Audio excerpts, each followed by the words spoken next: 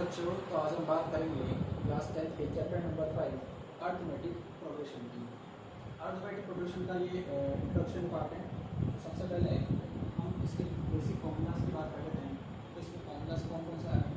First formula है आपके पास a equal to a plus n minus one multiply d। ये जो फॉर्मूला है ये n टर्म फाइंड करने का होता है। n टर्म फाइंड करने का जो फॉर्मूला है। और सेकंड फॉर्मूला है सम ऑफ n टर्म फाइंड करने का। सम ऑफ n टर्म मतलब बहुत सारी टर्म्स दे रखी है, उसका सम फाइंड करने का फॉर्मूला है Sn equal to n by two 2a plus n minus one multiply d। तो सबसे पहले हम बात करते हैं फॉर्मूला नंबर फर्स्ट की। फर्स्ट में हमें क्या क्या चाहिए होगा, जैसे हम इसको समझेंगे एग्जाम्पल के थ्रू। एग्जाम्पल हम लेते हैं। सबसे पहले एग्जाम्पल के तौर पर हम लेते हैं 2, 4, 6, 8 एंड सो ऑन। आपके पास कोई सीरीज दे रखी है जो AP में है, आपको इसकी फाइंड करनी है 10th नंबर की टर्म है। 10th नंबर फाइंड करने का तरीका क्या है? देखो, सबसे पहले जो AP होगी उसमें जो कॉमन डिफरेंस होगा वो क्या होगा? सभी में सेम होगा। फर्स्ट टर्म को हम बोलेंगे A1, सेकंड टर्म होगी A2, A3, A4 and so इस तरह से AP में क्या होती है? टर्म्स होती है। तो फर्स्ट टर्म क्या है? लिया A। फर्स्ट टर्म हमारे पास क्या आएगा? यहाँ से या तो A बोल सकते हैं या A1 बोल सकते हैं। फिर हम बात करेंगे D की। D का मतलब क्या है? जो भी टर्म दे रखी है आपके पास, उन सारी टर्म्स के बीच में जो डिफरेंस होगा वो क्या होगा? सेम होगा। जैसे A2 में से अगर आप A1 माइनस करोगे, D का फॉर्मूला आप लिखेंगे A2 माइनस A1। A2 में से अपन A1 माइनस कर रहे हैं, A2 माइनस A1 का हो जाएगा 4 माइनस 2 फिर टू क्या आ गया 2। इस तरह से D अगर आगे की तरफ चेक करें, A3 माइनस A2 करोगे, A3 माइनस A2 क्या आ जाएगा 6 minus 3 2। It means the common difference is same. Common difference पूरी की पूरी सीरीज में क्या आएगा? सेम आएगा। यहाँ पे कॉमन डिफरेंस क्या आएगा? दोनों में 2 ही आ रहा है। अगर कॉमन डिफरेंस सेम है तभी वो AP में है, बाकी वो AP नहीं है। तो D की वैल्यू आपके पास क्या आ गई? 2। n आपको क्या बोल रहा है? 10। n की वैल्यू आपको देती है 10।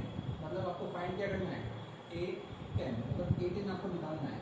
तो A10 इक्वल टू A का मतलब क्या होता है? First term. फर्स्ट टर्म आपको क्या देती है? 2 plus n minus one. n कितना है आपके पास? 10। तो 10 माइनस वन तो भी आपको क्या दे दिया है? 2। सिंपल सा एग्जांपल है। सबसे पहले हम छोटे एग्जांपल से समझेंगे। 2 प्लस 10 माइनस वन क्या हो गया? 9 मल्टीप्लाई 2 इक्वल टू 2 प्लस 9 मल्टीप्लाई 2 18। तो 2 प्लस 18 कितना होता है? 20। मतलब 10th नंबर पर कौन सी टर्म आ रही है? 20। कौन सी टर्म आ गई? 20। तो ये हो गया इसका फर्स्ट फॉर्मूले की बात। हम इसी तरह इसके सेकंड फॉर्मूले की बात करते हैं। इसी क्वेश्चन के अंदर अगर हम सेकंड फॉर्मूले की बात करें, सेकंड फॉर्मूला क्या हो जाएगा? देखो, अगर इन्हीं टर्म्स का अगर हम बात करें कि हमें सम फाइंड करना है, कहाँ तक? 10th टर्म तक क्या निकालना है? इसका सम फाइंड करना है। ऐसे इनका फॉर्मूला कौन सा यूज करेंगे?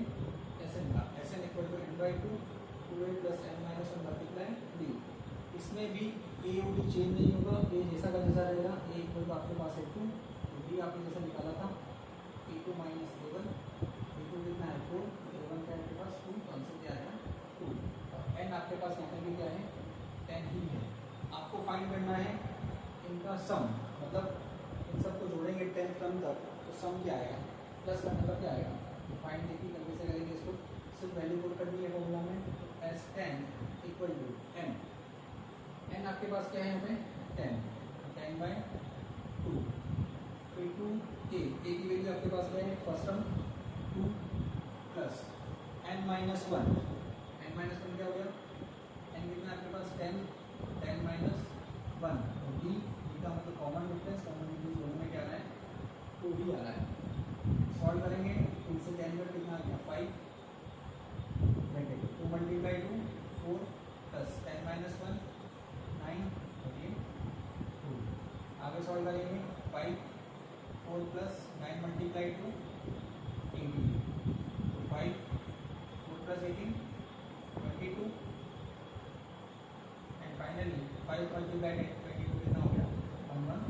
0, मतलब 2 4 6 8 8 सो ऑन 10 तक अगर हम सम फाइंड करेंगे तो उसकी वैल्यू क्या आएगी 1 1 0, मतलब उसका सम क्या आएगा 1 1 0। तो ये था दोस्तों इसका इंट्रोडक्शन पार्ट। इसके इंट्रोडक्शन पार्ट में हम पढ़ चुके हैं कि nth टर्म कैसे फाइंड करते हैं और सम ऑफ nth टर्म कैसे निकालेंगे। आगे हम इसके एक्सरसाइज स्टार्ट करेंगे जिसमें हम देखेंगे कि इसके थ्योरेटिकल क्वेश्चन कैसे करने हैं आपको। तो आगे के लिए मिलते हैं नेक्स्ट वीडियो में। Thank you.